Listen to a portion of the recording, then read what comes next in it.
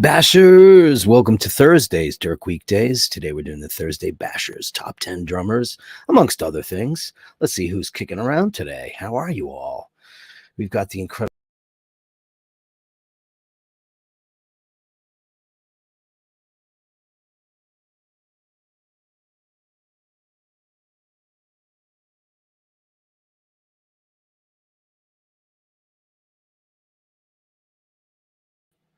Well, that was weird. StreamYard just crashed on me. How dare you, StreamYard?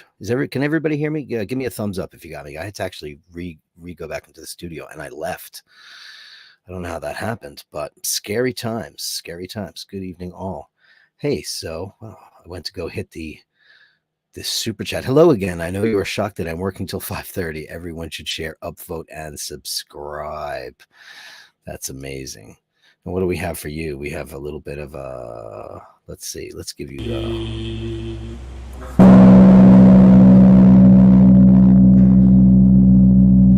Andrew Wolkowicz with the $5 Canadian. Thank you so much.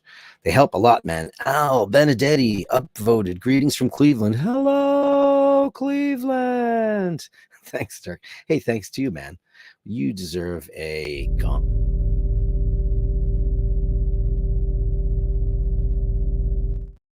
Thanks so much, man. Super chats really help with the channel because I am unemployed. I am now doing this as a full-time thing.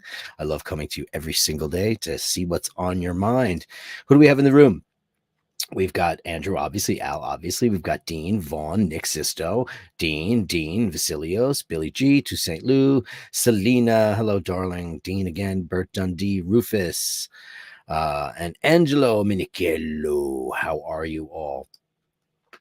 So Thursday, it's 70-something degrees in New York City. It's absolutely wild here. It's like summertime. Everybody's out. Everybody's wearing shorts.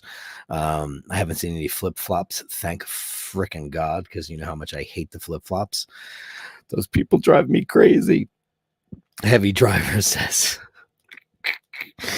just please, no Lars. I don't think there's any possibility of that happening to you or to anyone.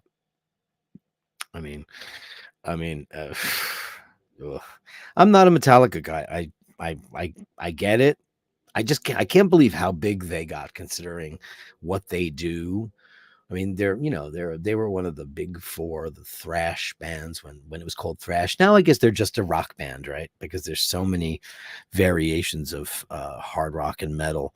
That was the heaviest it got back then. There was Venom and Abattoir, all these crazy bands that were coming over from Europe, and we were all agape. What is that heaviness? And we were listening to Judas Priest and Iron Maiden and whatever.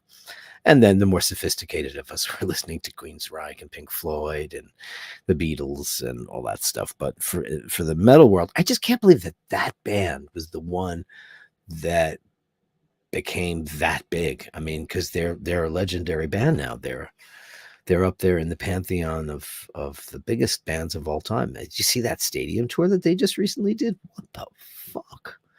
It was, I mean, U2 level, concert extravaganza. This giant stage that kind of encompassed the whole stadium and these big light trusses. They had no lighting rig above them. They just had these, like big giant, like festival style lighting with pin spot lasers, and no, those lights are called pars, that when you go to a show they move and they shine at people. They didn't have any of that. They just had crazy spots. Amazing. I mean, it's not my thing. I mean, say your prayer. It's not my thing. I don't like the guitar players. I don't like the drummer. I like James. I think he's very cool. That's about it, though. That's about all I feel about that. Dean says, how many good drummers, but there are the best. John Bonham, Stuart Copeland, Mitch Mitchell, and Neil Peart. Yeah, two of those guys made my list. Vaughn says, ciao, Dirk. Best drummers, so many. Jazz drummers, Max Roach, Elvin Jones, Tony Williams, more. Rock drummers, Neil Peart, Ginger Baker, Stuart Copeland, Gene Krupa. It's funny how you put Gene Krupa in the rock thing. He goes on in the first sentence. Yeah, I mean, if we were to do, my stuff is going to be skewered more towards rock. I mean, I would have put like Billy Cobham or Terry Bozzio or one of those. I'm totally cutting myself off. Terry Bozzio, or those guys that played with a lot of fusion, played with Zappa, big bands, swing. Now those swing drummers, Ed Shaughnessy from the Tonight Show when Johnny Carson was the host. That guy was one of the greatest drummers in the whole wide world. And Buddy Rich would come on, and they would have like a drum off, and of course, Buddy would win because that's just how it works. Nick says he would agree. I would just add Keith Moon. I'll tell you right off the bat that Keith Moon didn't make my list because he's not my kind of drummer. No hi-hats. Not my flavor. I get it. He's great, amazing, great rock star, better rock star than a drummer. But it was early days, so Mitch Mitchell was certainly up there. But you'll see when you see my list. You'll get the gist of it, I think.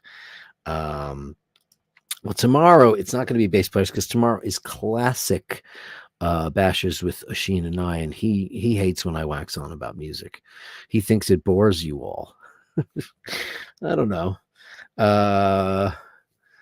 That's what he thinks. But it's like, I know that you guys have been writing me and saying how much you want to talk about music and stuff. So, and everybody's favorite Harry Sicilian, Mr. Scuderi, said, hey, do a top 10. I was like, I hate top 10s, but I was like, you know what? It'll be fun.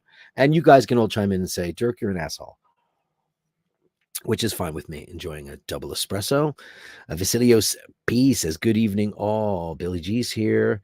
Hi, everyone. Multitask as usual, but in attendance and upvote. You should see the multitasking I'm doing. I have to switch screens, get banners up. It's really a pain in the freaking ass. I'm learning how to get this all done at the same time. I love how you all just sent me a ton of shots as the show began. Oh, hey, Angelo. Oh, man. Look at this, everybody. Look at that. Well, actually, I can't post it because your email's in there. Angelo, welcome to my Patreon. Angelo Minichello just became a member. Thank you so much. Yeah, it says screen sharing was canceled. I canceled it because, wow, thank you so much. Patreon really helps out a lot. I know I've got to get my act together with how I present stuff to you. I am working on a bunch of stuff for Patreon. That's just going to be that thing only. It has nothing to do with, me sitting here in a room. It's a couple of walkabouts, a couple things like that. And I'll do that on the channel eventually, but I need to get a gimbal and a bunch of stuff. And let me fix this before it looks terrible. But it does. Look at this. Oh, that looks better. You know what happened? Actually, if I pull this back, you can see where my real guitars are. Do not look at the man behind the curtain. Dean with $1.99. Thank you so much for that. What should you get? You should get a gong. Soup, super chat, soup, super chat. Thank you so much for that. And Angelo Minikilo with Canadian $5. FYI, I did the Patreon thing today, as I just announced. I saw that before I saw the super chat. So what we'll do for you for that move? We give you this.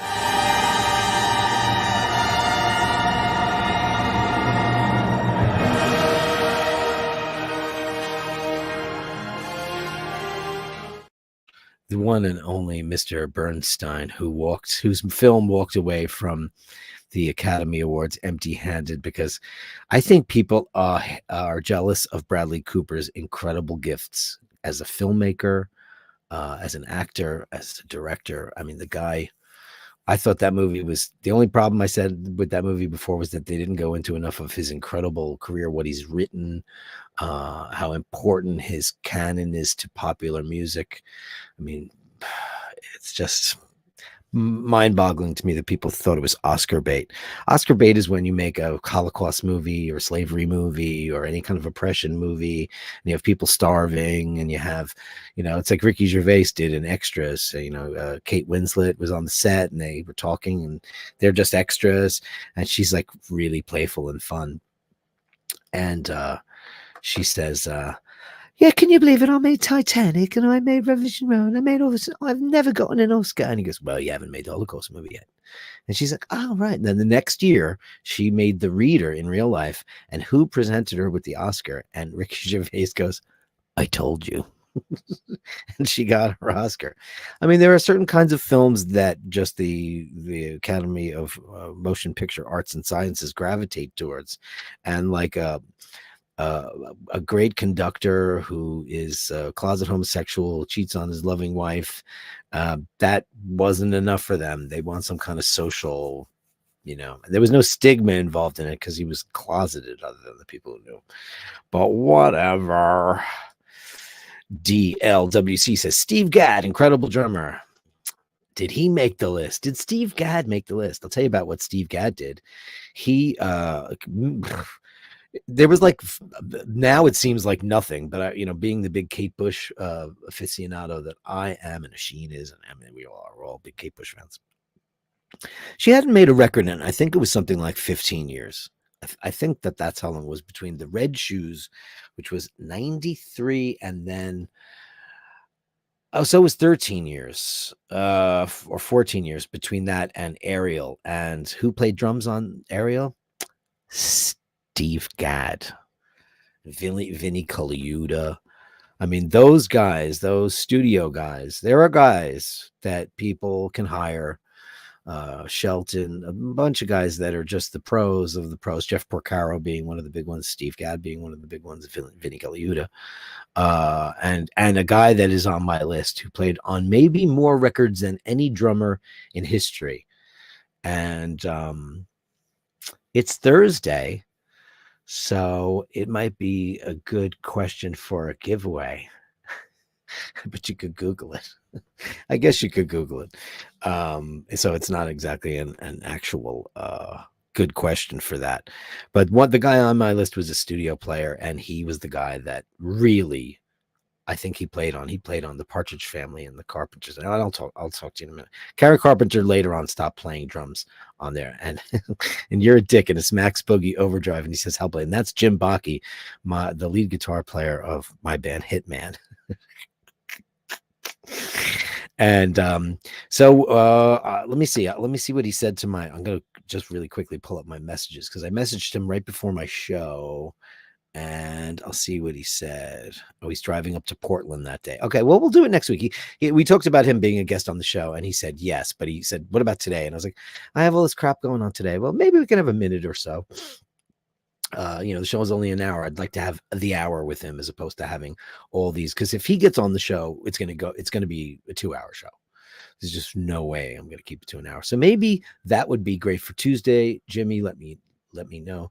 Jimmy being a fabulous lead guitar player, songwriter, multi-instrumentalist. He has an Exotica band called the Tiki-Yaki Orchestra, which is Exotica music, Luxotica music. It's like the music of the South Pacific in the 50s and the 60s, and when you would go for a Mai Tai at a tiki hut, and the island music that you would hear wafting through the perfumed air. That's the music. He's got a band that does that with like vibes players and stuff. It's really very, very exciting. He says aloha. Yeah, so that's all true. And he also plays metal with a flying V. Now he's got a Gibson Flying V. For years he played a different brand, and now it turns out that guitar is worth a fortune, so he's retired. Oh boy, instruments are ridiculous. Rufus says that drummers are a different breed of musicians. They are, and in my bass, so are bass players. I think bass players are also a different breed, and they're the butt of all the jokes. Like here's the funniest joke. Okay, so bass players, so Sheen, don't get upset with me, because just put your classical pianist hat on for a minute. So the old joke is, how many bass players does it take to screw in a light bulb? I'm waiting to see your replies. How many bass players does it take to screw in a light bulb?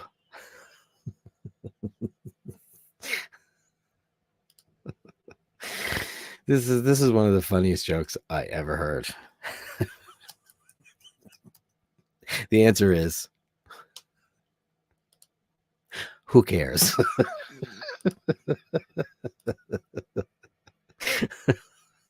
I'm laughing to myself because it's so stupid. Jimmy says two. No. How many bass players does it take to screw in a light bulb? Who cares? Meanwhile, I'm such a big fan of bass players. And I don't think my other than like Geddy Lee and uh I mean there's so many people love um uh, so many different bass players for so many different reasons. But like, for me, the king of rock bass, and I'll give it away right now, is McCartney. I don't think anybody was as inventive or played better bass lines than Paul McCartney when it comes to writing rock songs. I mean, he's just absolutely my favorite bass player, and that's just the way it is. And then after that, Carol Kay, she's great. She used to play with Hal Blaine, and I'm giving it away, but um you know, people love John Entwistle. Doesn't do it for me. Yeah, he overplays a little bit. It's not my thing. Uh, my sister Carrie said none. Well, that's close. Anyway, just to let you know, now that we've got Angelo Minichello in the Patreon pantheon, I'll say our Patreons are Angelo Minichello, Jim Lasik, Sam Led Consulting, Andrew Wolkowicz, Go Moto Soto, Nick Sisto, Complicated Time, Fergal McDermott, Nathaniel Hannon, Dana O'Malley, my BFF girlfriend, Lord Scotty H, and Dean McKenzie. Thank you guys for that very much. It's an honor to be for you to be a part of my Patreon, because this is what I do now. I'm doing it. Vaughn says that chick bass players are so hot. They're so hot right now. Maybe it's all since Tal, who played with Jeff Beck. She kind of busted the doors open. Let's all bow to the greatness of Carol Kay, who was in the Wrecking Crew and created so many great bass lines. I mean, like the Temptations and everybody. The Wrecking Crew played on everybody's records, all the Beach Boy records. It's unbelievable how many did. Nathaniel Hannon with $1.99. You get a triangle, mister. How about that? Thank you so much, Nathaniel. Yeah, there's so many great. I said this last night on the show. I think that the instrument players and singers, they're all getting better, faster, younger now because they have YouTube. Because now you can just, grab a guitar and a bass and have a free lesson for you right now. I was using a guy named Jeff Rolka for a while because I hadn't really sung in a long time and I needed to get some stuff back. And I was like, this guy's great. He reminds me of my voice teacher, Marty Lawrence, and very similar bel canto style. And these kids are learning tablature and their arrangement and the fretboard and how it all works. And, like I said, my guys were like, I'm in it for the chicks. A lot of the guys, not Jimmy, but a lot of guys were in it for the girls or for, getting high and going to the bars. I mean, we were not that kind of band. And these headphones, I'm going to switch these out tonight. This is going to be the last one because they make my reading glasses look cuckoo. But these kids are all coming out of the box. They're all virtuosos. They all play. They can play Al Di Meola. They can play anybody. And the only reason why Al Di Meola didn't make it on my list last night, because I love Al Di Meola, is because he's a douche. Plain and simple. I sat next to him at the Cirque du Soleil, I don't know, maybe 20 years ago, and I couldn't believe it. He came up and I was like, he gonna sit next to me, Al fucking Di Meola, and he sat down next to me, and I was like, all right, I have an in here. I went, oh, Mr. Di Meola, I'm a really big fan, and he just kind of looked at me and he went, I said, ironically, we're on the same record label. And he said, I don't understand. How's that? I said, well, you're signed to SPV Records in Germany for your European releases. And he said, I am. I said, oh, I'm in a band called Hitman, and we're signed to them as well. And he went like this, oh, and he never looked at me ever again. I was like, okay, you're a dick. Ray, photo sent, did not have time to put watch on in shot, wearing the Rolex Milgauss tonight because it's Thursday. I was wearing my Speedmaster all day today, so she's on the desk. But she got a lot of airtime this week, so Milgauss oyster bracelet. I still have the tape on the clasp because I don't want it to get fucked up. And that's the first place it does. Ray Ray, you deserve a gong.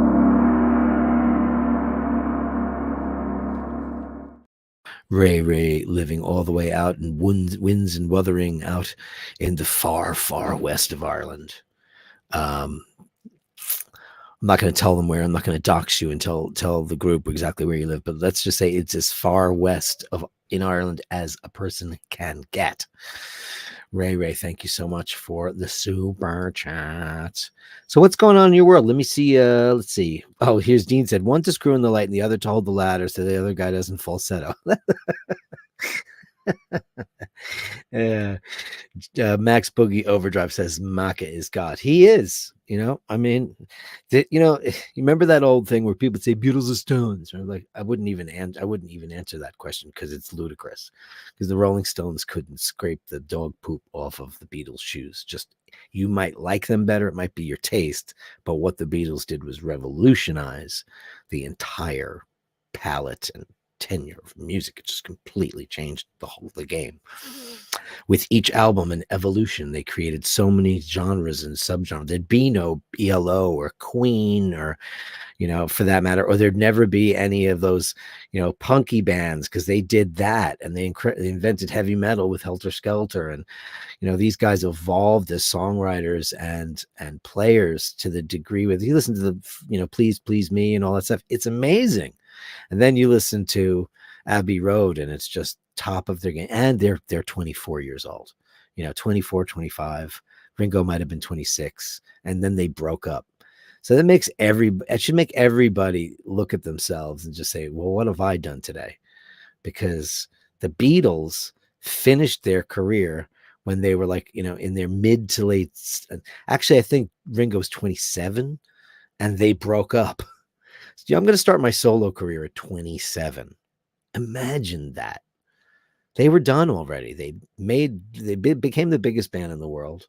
Yes, they were first in a way. There was a lot of firsts, Bill Haley and the Comets and, Little Richard and all that great stuff that happened. But, and the Beach Boys. I mean, the Beach Boys were, well, they were Brian Wilson and the rest of them were freeloaders, including that fucking Charlotte and Mike Love, who I can't stand, who sued him for publishing on things he had nothing to do with. He controls like the catalog. It's just gross because Brian Wilson was just a very, very, a very troubled genius, and Paul McCartney worships him. So everybody has an idol. Our idols have idols, which is incredible. That's just how it works. And then after the Beatles, we got, the whole thing opened up. Everybody, the Raspberries, rest in peace, Eric Carmen, one of my favorite songwriters of all time. I mean, Go All the Way, Overnight Sensation, I Want to Be With You. So many amazing songs in his solo career, both Against the Current and All by Myself. That guy, he was a Beatles fan. All the bands I'm fans of were Beatles fans. And while my sister was lucky enough to be, a decade older than me, not the one that shows up here, our eldest sister, Pat, she turned me on to some of the greatest music in the world. Like I had, Deep Purple made in Japan. And, I remember listening to the White Album in her bedroom. And, she does love the Rolling Stones and she couldn't get me to like them. I tried. I liked a couple of things like Mother's Little Helper. I like their more pop stuff, but they're bluesy rock and roll, Dirty Jeans, Fringe Jackets, and that thing just didn't do it for me. Never been a fan of that. Billy G says Pino Palladino was an inspiration for many to learn the bass. Well, especially fretless too, because that guy, I mean, Once Every Time You Go Away by Paul Young came out, a song that, by the way, was written by Daryl Hall from Hall & Oates. Once that song came out, I think Pino was forever cemented as like a guy in heavy demand. So he played on so many records throughout the 80s and 90s, and now he plays with John Mayer and the John Mayer Trio with Steve Jordan. Incredible player. And he doesn't only play fretless, but back then, did that Every Time You Go Away. There was a couple of guys, John Giblin, who played on the Kate records, and There's a couple of that guy, Tony Franklin. He was in that band. What band was that? Uh, I think it was with a Carmine Apiece. And he was he in Blue Murder? I think he was. Not that anybody cares about that, but people do. Vaughn says you mentioned ELO, such a fun tunage. Yeah, I took Paul to see ELO for his birthday a couple of years, pre-pandemic at Madison Square Garden, and it sounded like somebody put the record on, and there was no sampling going on, as far as I could tell. Jeff Lynne sounded record perfect. The band was record perfect. It was just outrageous. The show was amazing, and every single song was a top 5 hit. They have so many hit songs. It's like go to see Elton John. You can't believe how many hit songs he has. Many, many years ago, my friends, Mr. North, Oisin's band, opened up for Bryan Adams out in Jones Beach Theater. And I was like, whatever, Bryan Adams. Every single song was a #1 hit. I mean, and then the only song I really wanted him to play was Have You Ever Really, Really Loved a Woman? And he didn't play it. I was like, wow, he actually left out a #1 single. Yeah, I was right. Yeah, Blue Murder. I was right. Selena says Showdown. Yeah, I mean, what's your favorite ELO song? I mean, it's always been Telephone Line for me. I just love Telephone Line, but I mean, it's hard. I mean, Mr. Blue Sky is the zeitgeist song that everybody rediscovered ELO over that song.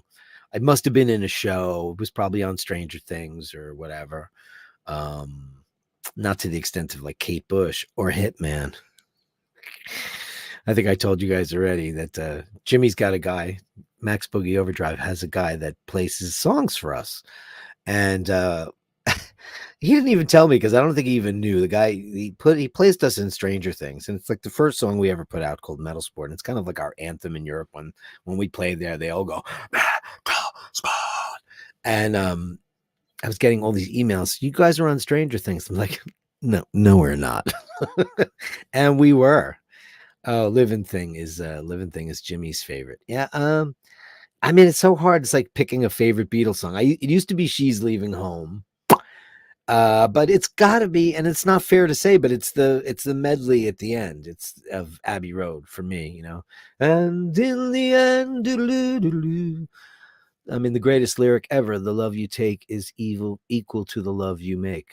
I mean, isn't that just so the Beatles? It's the greatest line ever written for a pop song. And in the end, the love you take is equal to the love you make. Wouldn't that be great? Hudson Harvey says, Out of the Blue is such a beautiful album. Played it to death as a teenager. Me too. That bridge, they only do it once. What the fuck is it? So what is the name of that song? Turn to Stone, right? To Stone lyrics. They do it once. What is that part where he goes? I'm looking it up right now. Where is it? Turn to Stone, right?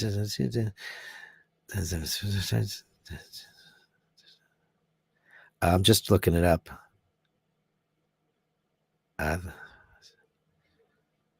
Oh, it's not on here. I'm looking at the lyrics. You know that part that goes, it's really freaking crazy. They do it once in the whole song. And like, it's such a hook. You know how like Gotta Get You Into My Life. I was alone. I didn't know. Ooh, when I suddenly see you. Ooh, every single day. That's 3 hooks. Gotta get you into my life. That's 5 hooks. I was alone. I didn't know what I would find there. That's 6 hooks. I was alone. I didn't ride. I mean, it's insane. Like how many hooks are in songs. And that in Turn to Stone, the city streets are empty now. The lights don't shine no more. No, it's crazy shit. This is out of the blue, but it's you, me, and everything in between. Kieran P says, Dirk, what do you think's going on with Kate Middleton? I think they killed her. Get your opinion down early before Sheen. Oh, is that what he's going to cover tomorrow? Yeah, I mean, I couldn't give a flying fuck about the English royal family. I'm Irish. Why would I care? She seems like a nice lady. I think Diana's kids. I think William seems to be a nice guy. I think Harry's a douche, and I think he was co-opted by that Yoko Ono. I can't stand her. You guys know how much I hate her. So I don't know what happened to her. But it's like Shelley Miscavige from Scientology. Uh, the leader of Scientology is David Miscavige, and his wife Shelley has been missing for like 15 years, and nobody knows where she is. Her family, no one knows. So she's dead. That guy killed her. There's no doubt about it. Le Carré, hello, bonsoir, monsieur. Mr. Blue Sky was on Guardians of the Galaxy movies. The director James Gunn loves to bring back old music in his movies and TV series. Thanks to him, people have been finding even Hanoi Rocks. The thing I know about Hanoi Rocks is Mike Monroe. Mike Monroe, is that his name? And their drummer Razzle was killed by Vince Neil from Motley Crue, driving drunk. They went to go get beer for their barbecue, and he had a Pantera, and he got killed. Don't know. Kieran says she's getting a bigger arse. Does she have a big arse? Kate Middleton is just so lovely to me. She just is so pretty. I mean, that kind of shit, just that, like the Real Housewives-y stuff. I don't know. My sister is an expert. My sister Carrie is an expert on all. First of all, she's an expert on putting 6 degrees of anybody together. Oh my God, this guy, this guy, this guy, this. She knows. It's crazy what she knows how to do. But the royal family, she knows every connection that there is, and so she would probably know before anybody. That's what I have to say. Back on the mainland, you on big TV, she out, you not fat. That what you're watching? Oh, on the big TV, she out. Is that a show in Ireland right now? Ray, what has the world come to? I have no idea what's going on. Did you guys watch the Sharon Horgan, all my Irish Bastards? Did you guys watch Bad Sisters? That was really good. Here's what I love Sharon Horgan because Catastrophe is one of my favorite shows. And she's been great in just about everything. But you know what she does in every single series? She kills a pet. Catastrophe, some animal on every show she's been on gets hit by a car or something. And she does it to make it as if Irish people just go, would you like a cup of tea? Oh, the dog is dead. Would you like a cup of tea? As if they're nonplussed by it, but that's not true. Sam Yalfa from Hanoi is great. I don't know who that is. Is that a guy in the bands? No idea what that is. That kind of music, all those glammy pusses, all these guys, all the pouty guys with the lipstick and the blowing guns. Yeah. I mean, there was a band called Tiger Tails. You want to see something funny? I want to show you. This will make you guys laugh. Let me get this. You think Poison's bad? If you think Poison's bad, and they are, but I want their first cover. This is the cover. Let me get this really big. Ready? It's a bad shot, so I'm going to find a better one. This is better.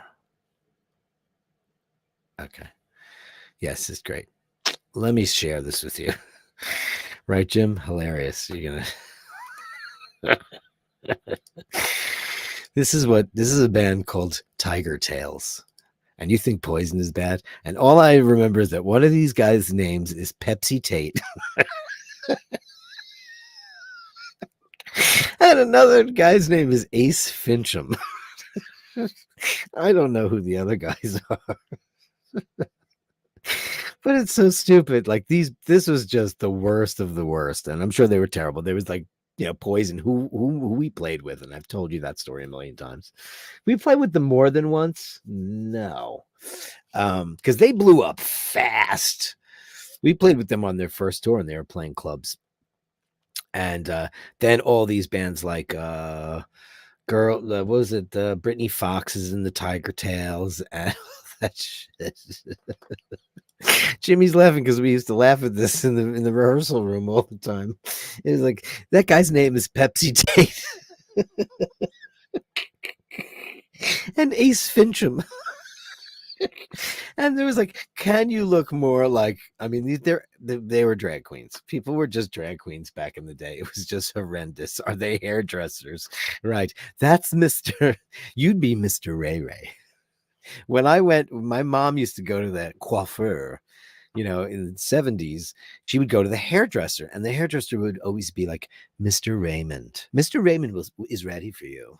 That's what the hairdressers always had to, and Mr. Daniel. I'm making myself laugh. Anyway, top 10 drummers of all time. Should we do it? I think we should. I set it up like last night. Let's see if it's working.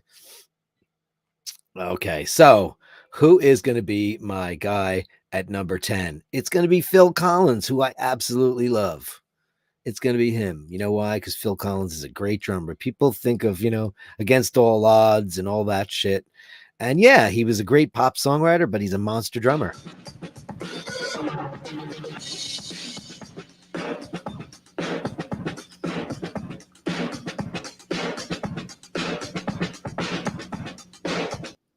He was in Brand X.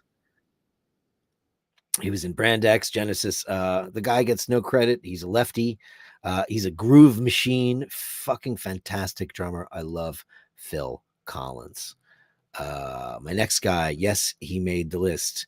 It is the incomparable Steve Gadd. Now, Steve Gadd is one of the greatest session players of all time, and he's also one of the groove meisters in history.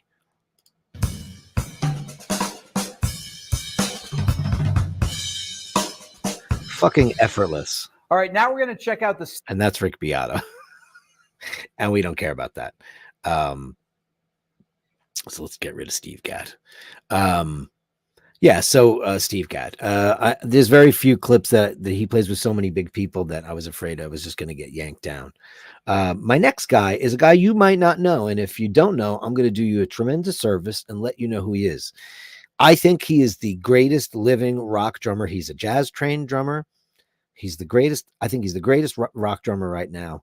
And he's currently playing for Styx, and his name is Todd Sucherman. And if you don't know who this guy is, he's a fucking monster drummer, and he's absolutely incredible. Check him out.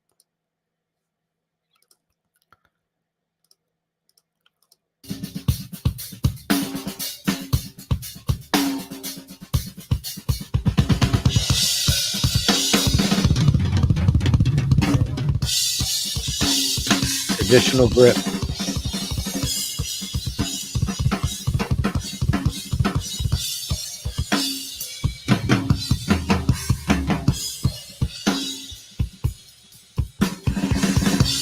Jazz rudiments everywhere. Slam cities. I mean, what the fuck, right? Who knows about Todd Sucherman? He's fucking unbelievable. I spelled his name wrong, didn't I? I did. Let me fix it. Well, it's too late now. I put 2 C's and 2 N's. I made him very German sounding. Todd Sucherman, this guy, I can watch him for hours. He's delicate and heavy and jazzy and rock. He can play all that shit, and it's incredible. Absolutely incredible. Blue Copper Coffee says the traditional grip looks so awkward. Isn't it crazy? It looks so awkward because you're so used to match grip from all these drummers who were just going hit drum with stick, bang, bang, bang. Meanwhile, the rudiments of drumming, you're able to access so much more stuff when you play traditional grip. I have a guy, Jay, who played on one of the Hitman records, the last one, Destroy All Humans, played with me in my solo band, and he does both. And he got into jazz very heavily. He was, when he was a big Neil Peart fan, and then when he was always trying to get better and better and better. And he does traditional grip shit, and it looks weird because we're just not used to it. But there was a time when that was the only way to do it. Match grip. When did that happen? I don't even know when it happened, but it did. It definitely did. Let's see. The next guy on my list needs no. Oh, I spelled his name wrong. Hold on. How did I do that? Let me fix that. There we go. Hal Blaine. Now, Hal Blaine, for those of you who don't know, was the drummer in the Wrecking Crew, all the Beach Boys records, Mamas and the Papas, anything in the 60s that was big. I told you guys I'm a big Partridge Family fanatic, and all those records are pop gold, and he's Jan and Dean. And I mean, if you look at Hal Blaine, he's probably the guy with the biggest credits for Any he's got more recording credits than any drummer in the history of recorded music. It has to be. And it's Hal Blaine, and he's incredible.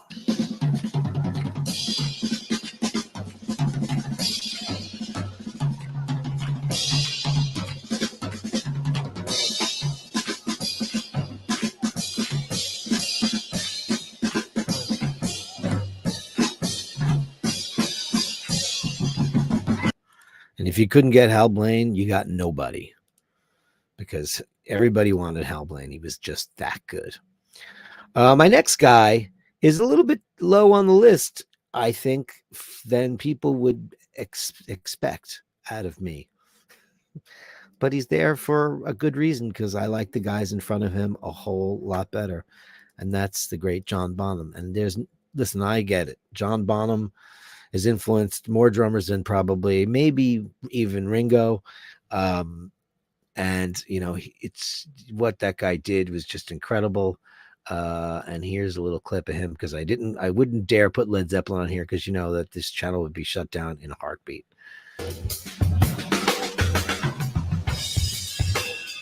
Groove for days.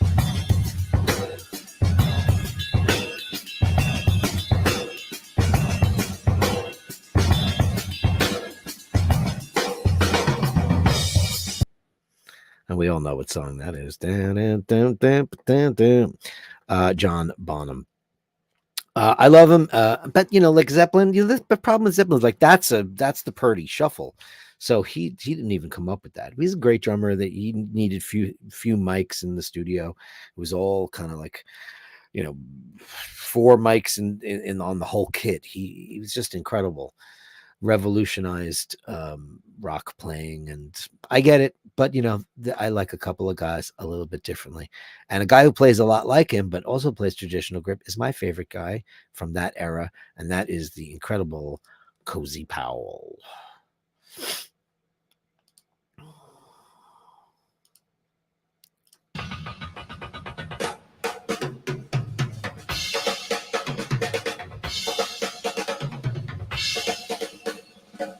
Very jazzy player, but also heavier than a mofo.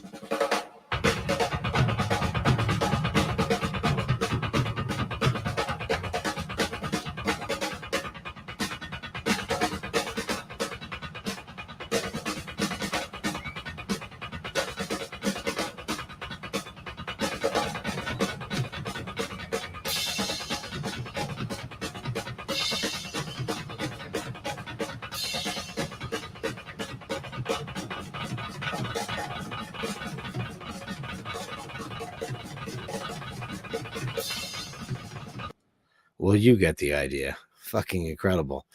Cozy Powell's one of my favorite drummers of all time.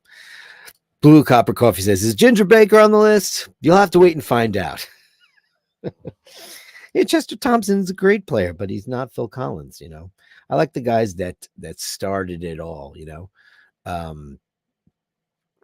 Cozy Powell for me was like, and also the double bass thing. I don't think there are very many double bass drummers. There's maybe a couple of them. There was Carmine played double bass. Who else played double bass in that era? Not a whole hell of a lot. I know that Ian Pace used a second bass drum for Fireball, that riff in Fireball that's just impossible to play, because he plays with that really, really small Ludwig kit. And he didn't. Turns out he played it with. Now all the kids use a double pedal on the drums, and that's fine too. I like the way a double bass kit looks. I think it looks cool. I just do. And speaking of which, the next guy on the list is the incomparable Ian Pace. This is the guy that I think gets no credit. I don't think he gets any credit at all. None of the credit that he deserves at all. He's a monster.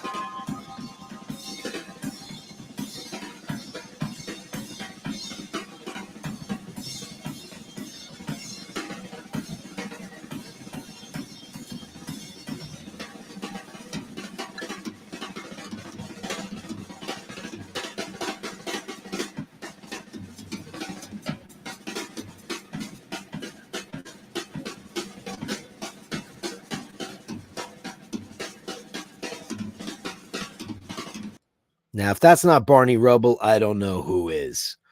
We had Mark Jenkins, who was the second drummer in Hitman, who played on our Vivis Machina album, our second album, and just played our last show with us up at the Paramount. His favorite drummer is Ian Pace. And he used to play this thing, which is this ending that he used to do during Deep Purple performances. We would beg him to do it after every song because we love it. I'm like, come on, do it. I just love the finesse of Ian Pace. I think he's one of the greatest drummers of all time, and he gets no credit. I mean, he's not mentioned in the same circles, though he should certainly be, as the John Bonhams and the Carl Palmers. Carl Palmer, that's prog, heavy prog, so those guys are always going to get their due. When you have a trio, Alex Lifeson's one of my favorite guitar players, as you saw last night, and because he's in a band with Neil Peart and Geddy Lee, they get so much more notoriety because there's so many guitar players, and they don't realize the incredibly unique and different perspective that Alex brings to Rush.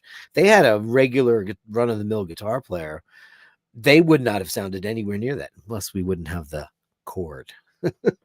It's crazy.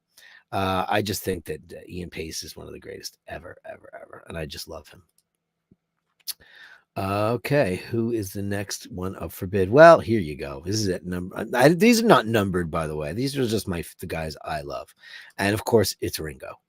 Listen, and I have to be very careful about what I present to you, so I just got a really quick clip. And I'll just do it now. Oh.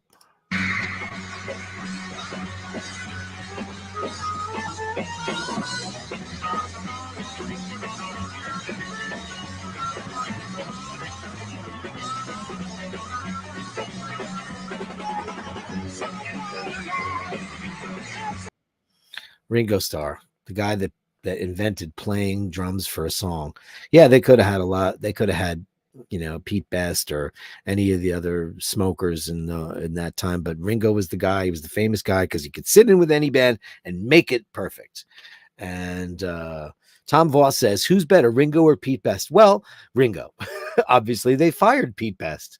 And they didn't fire him because he was so pretty. He was, they said that John was annoyed or maybe Paul was annoyed that he was so good looking that he was getting all the girls. But that's not bullshit. That's bullshit. They played in Hamburg with him, and they wanted Ringo for so long. And when they saw the opportunity, they went and grabbed him. He said, Tom Voss says, I thought Pete had brain damage. No, Stu Sutcliffe, the former bass player, because Paul was a guitar player. Isn't that funny? The greatest rock bass player of all time was a guitar player for us. Maybe that's why he's so good. Stu Sutcliffe had suffered from headaches, and he went off and left the band. He quit the Beatles, and then he had an aneurysm. He died of a brain aneurysm. So it was him. Roar of the Tiger, roar of the tiger, it's the thrill of the fight. Roar of the Tiger says Liberty DeVito. I love Liberty. He's one of those guys with a big mouth, and you don't piss off Billy Joel. They hadn't talked for like 20 years. And listen, I'm not at liberty to say this, but I will say this. The other lead guitar player in my band, because we're a 2 lead guitar assault, is John Christen, and he rode motorcycles with Billy Joel on Long Island. They'd go to Long Island, they'd go to a diner, they'd have some coffee, they'd talk about girls and music. And one thing he said is that Billy never picked up a check, and he badmouthed Liberty DeVito.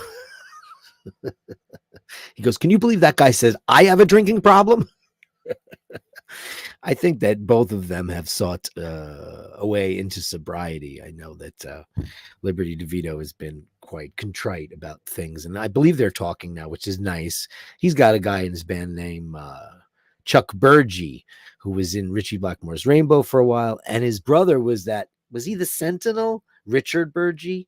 His brother was like this big-headed, square-jawed, masculine handsome guy, and he was kind of bald, and I think he was the Sentinel. That was his brother, the actor Richard Burgi. So he's got Chuck. I don't think Chuck Burgi has to worry about his job per se, but I mean Liberty DeVito. If you look at the songs that he played on, the drumming on that is absolutely freaking unbelievable. It's unbelievable. And okay, so we have two left, and you knew it was only a matter of time, right? That Neil would show up, the late, great Professor, Mr. Neil Peart.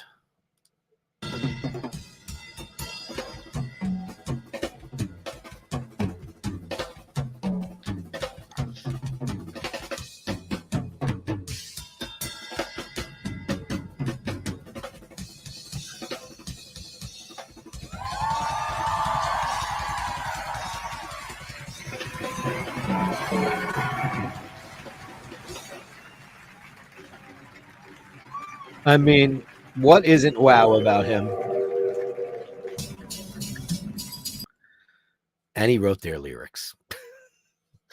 And he wrote the lyrics to Rush. I mean, he's one of the most musical drummers in the world because during his solo, the kit flips around and he goes electronic, and then he later plays with a big band and with samples. Doom, doom, doom, doom, doom, doom, doom, doom. It's the guy Neil Peart from Rush, one of the greatest drummers of all time, if not technically the greatest drummer of all time. But it's probably not true because the guy I have at the top of my list was the guy that Neil thought was the best, and I don't think anybody could possibly disagree with me. It's Buddy Rich, the guy that started it all, the guy that made everybody want to play faster, harder, and be a bigger cock. He was just the meanest, ugliest bastard to work for. Musicians hated him, women loathed him. He was a scumbag of the highest magnitude. Buddy Rich. People hated his guts, but no one thought anything other than he was the best drummer in the world.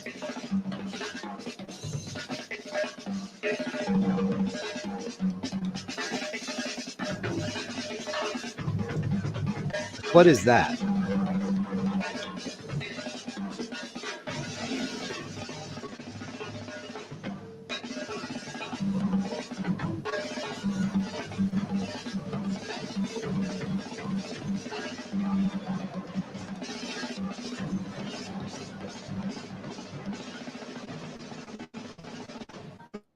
I mean, I don't need to say anything more than that. Buddy Rich, the king of all drummers. That's my list. Buddy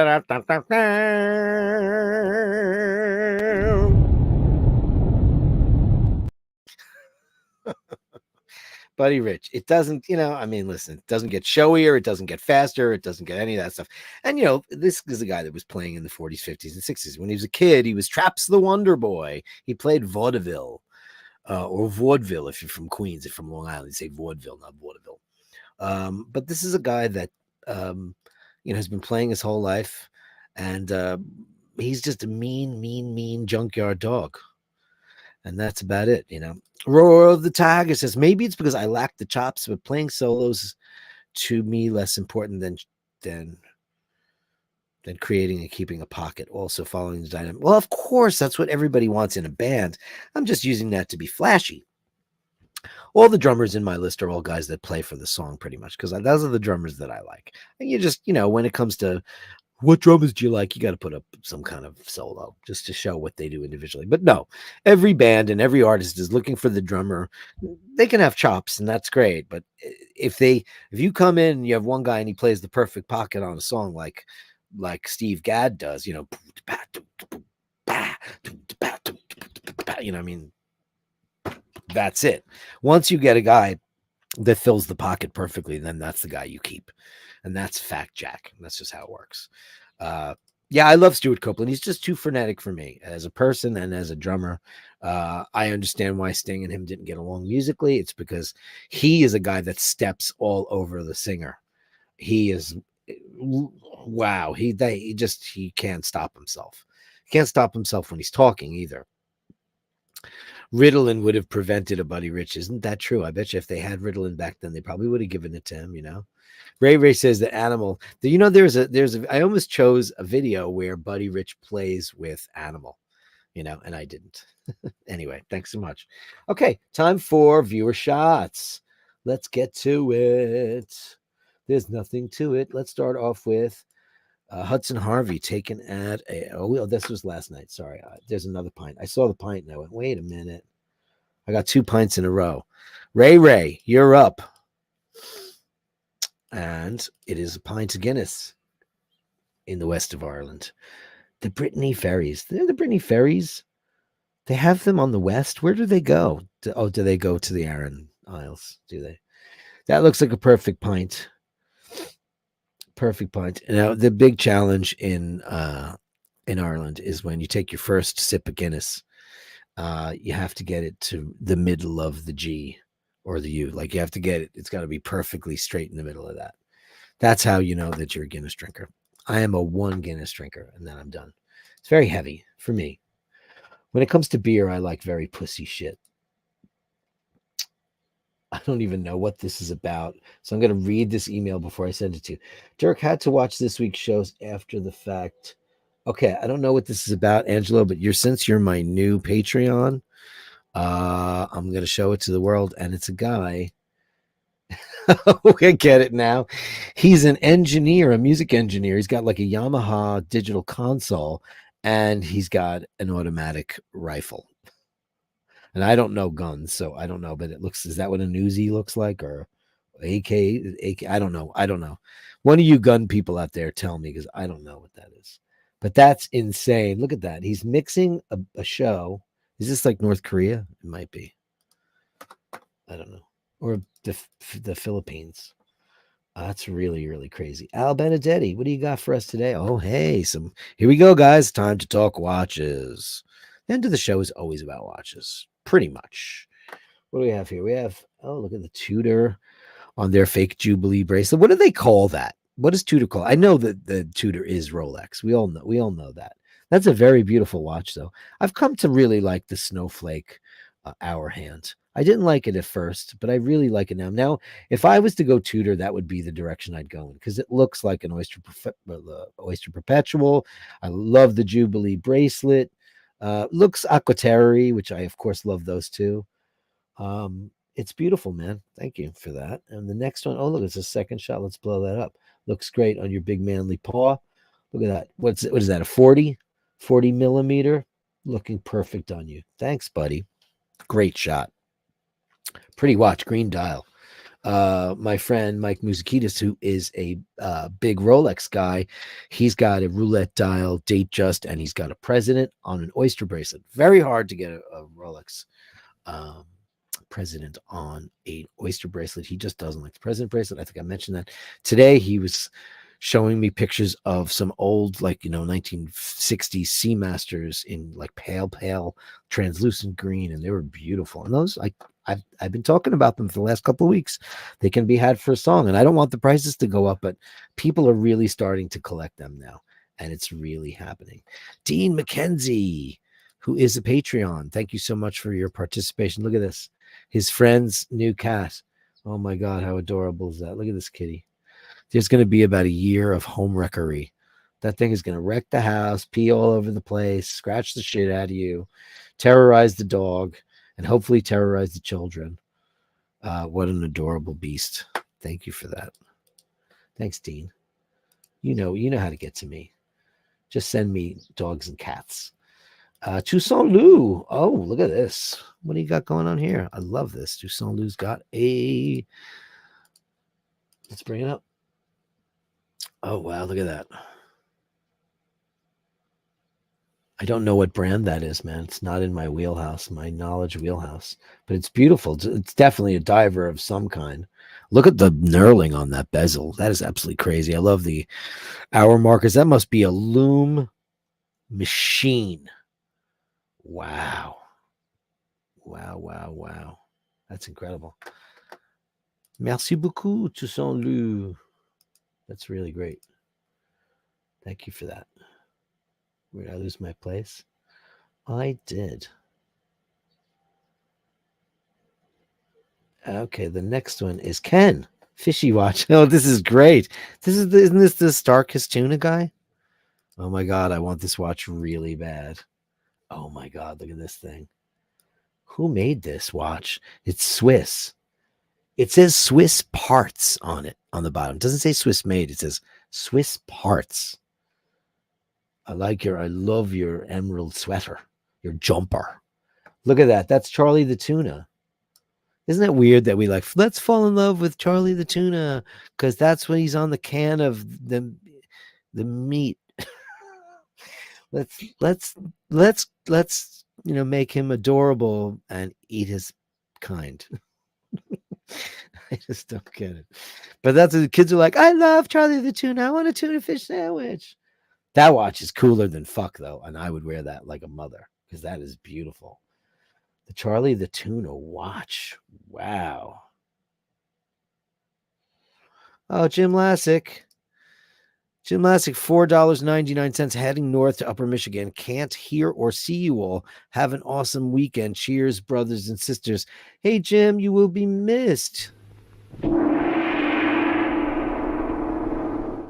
I gave you a giant super chat because we love you, man. Thank you so much for saying goodbye and have the best time in the Upper Peninsula.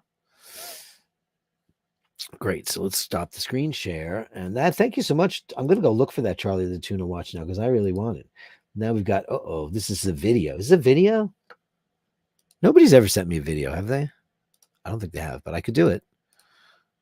As long as it's original content. This isn't, these are sharks, man.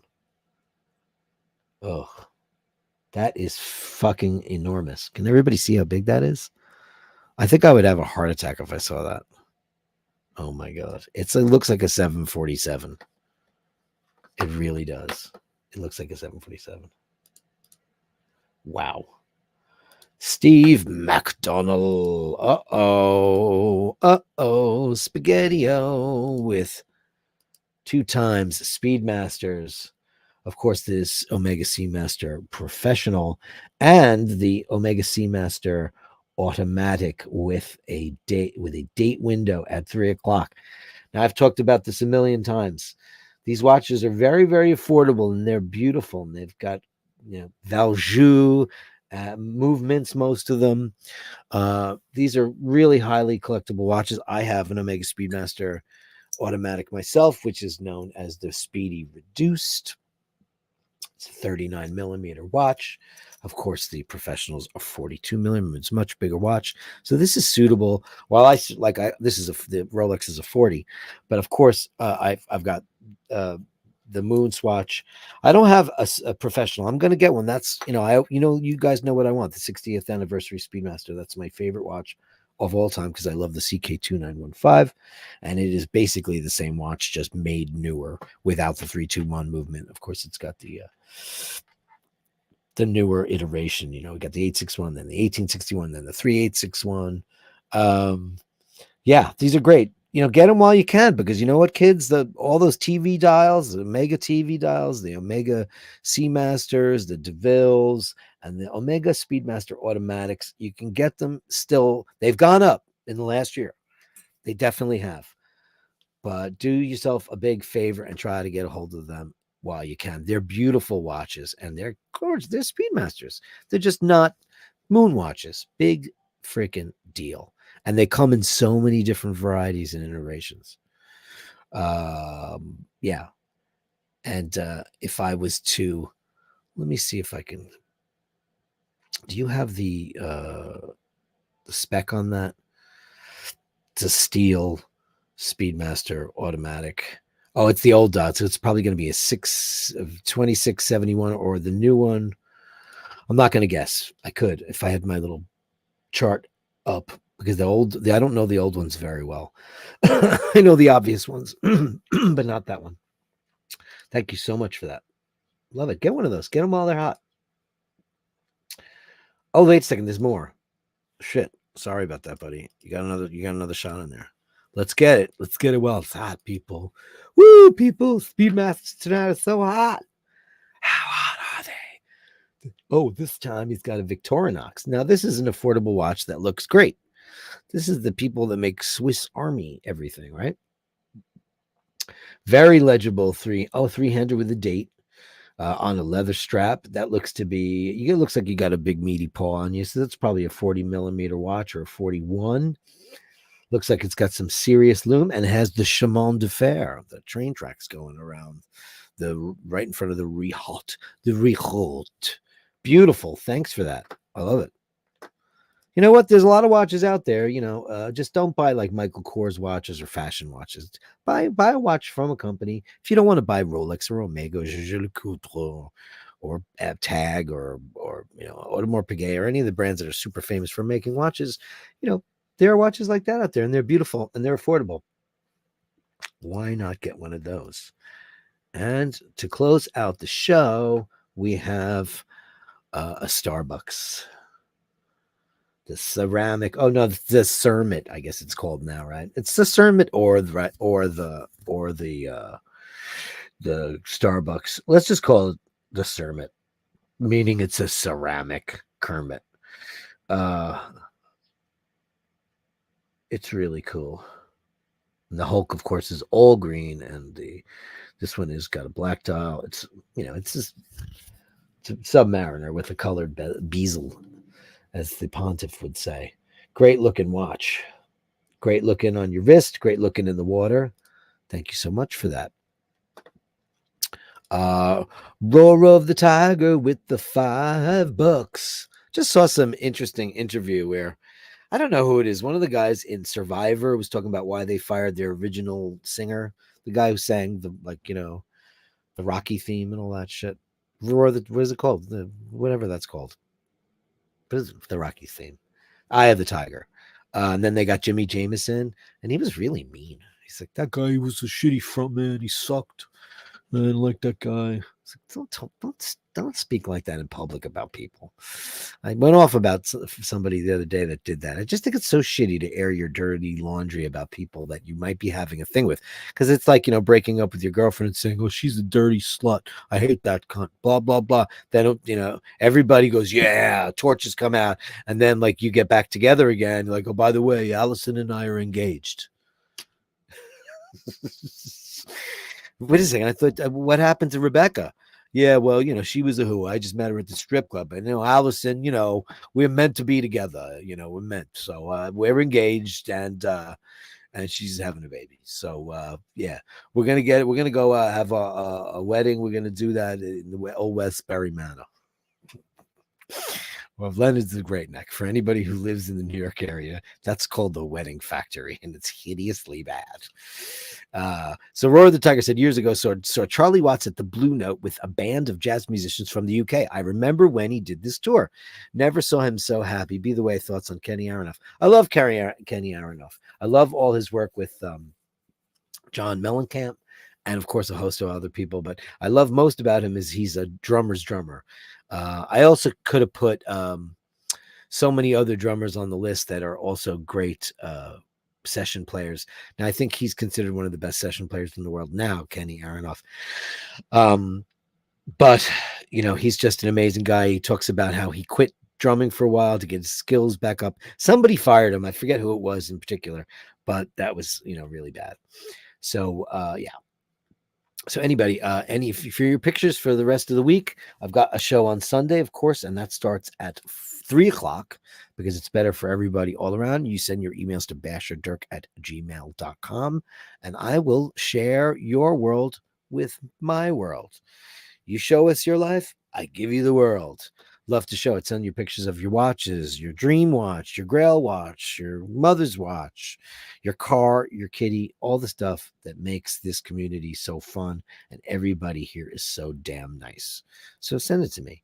Vaughn says we need a bigger boat in reference to that thing. Holy shit. Yeah, it's crazy. Absolutely crazy. Yeah, what reference of that Speedy? That's like 31, 30, 30. 31 13 31. It's I don't know the old references. It's going to be 30 35 35 35 13, I think, something like that. Ray 10 basking shark, no teeth. Oh really? No teeth? Wow, that's crazy. Okay, Toussaint Lou says microbrand Mondays. Monday we do watch Fashion Police. So that's a show I share with the beautiful and lovely Michaela de Chatillon. Like and subscribe to her channel. She's beautiful and she's knowledgeable and she's fun as hell. And Asheen, we do that every Wednesdays. Dirk Weekdays is Tuesday, Wednesday, Thursday, and Sunday. Steve McDonald says Omega. Oh, hey, look, Omega 3513. Okay, I thought it was 351330. The old ones screw me up, but you know how that is. For some crazy reason, I know all the stupid ones, the new ones. Ray, my mom always said, sure. She never suited you anyway. God bless her. Hit the road, lady. I went to see Buddy Rich in a holiday in Ohio. He threw everything into it, even though it was a shitty venue. He did. He played at my high school, Holy Cross High School in Queens, in Whitestone, Queens. And that was an amazing show. Roar of the Tiger says, thanks for the stream. No, thank you. Thank you, everybody in the community. Al Benedetti says, have a good night. I want to thank everybody for their Patreons. I'll put them up here now. Thank you to my Patreons.